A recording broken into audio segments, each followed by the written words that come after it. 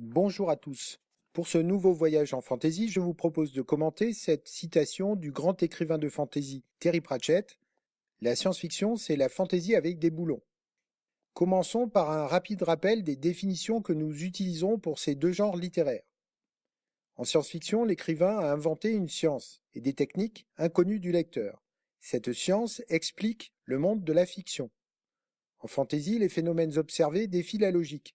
Ils sont causés par de la magie. Relisons maintenant la fameuse citation. La science-fiction, c'est la fantaisie avec des boulons.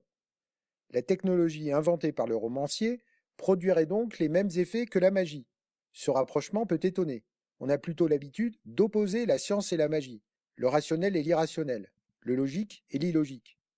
Pourtant, Terry Pratchett a bien raison, et c'est un autre grand écrivain de science-fiction, cette fois-ci, Arthur Clarke, qui le dit d'une autre manière. Toute technologie suffisamment avancée est indiscernable de la magie. Examinons quelques thèmes communs aux deux genres. Commençons par les mondes parallèles. Si des univers parallèles à notre monde réel existent en fantaisie, Peter Pan habite le pays imaginaire, le magicien d'Oz vit dans le pays d'Oz, la science-fiction n'est pas en reste. Les mondes virtuels comme celui de Matrix sont créés et dominés par un ordinateur. En l'occurrence, les composants informatiques font office des fameux boulons mentionnés par Terry Pratchett.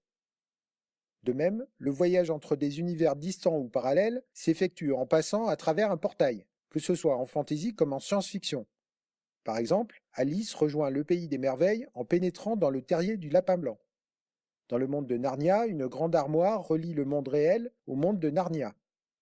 Dans le film et la série de science-fiction Stargate, les aventuriers voyagent d'un bout à l'autre de l'univers en traversant des portes des étoiles reliées entre elles.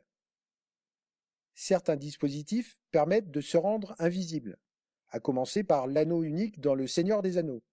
Harry Potter use aussi à plusieurs reprises d'une cape d'invisibilité pour se déplacer discrètement. Dans le roman L'homme invisible de H.G. Wells, après de nombreuses années de recherche, un scientifique a découvert le moyen de disparaître de la vue de ses semblables en maîtrisant la technique de réfraction de la lumière. Le thème de la métamorphose se retrouve dans les deux genres. La fameuse grenouille dans le conte du roi grenouille des frères Grimm reprend sa forme de prince après que la princesse l'aura accueillie dans son château, fait manger puis dormir avec elle. Ou bien après qu'elle l'aura embrassée, si on prend une variante plus connue. En science-fiction, le docteur Jekyll se métamorphose en Mr. Hyde en avalant une potion de sa composition. Et puis il y a la transformation ultime, la création d'un être vivant. Dans le deuxième épisode de la saga du Seigneur des Anneaux, Saruman le mage crée ses guerriers Uruk-hai à partir d'or et de gobelins. Le Frankenstein de Mary Shelley aborde le sujet sous l'angle de la biologie. Le jeune Victor Frankenstein va engendrer un monstre en assemblant des bouts de cadavres qu'il dérobe la nuit dans les cimetières.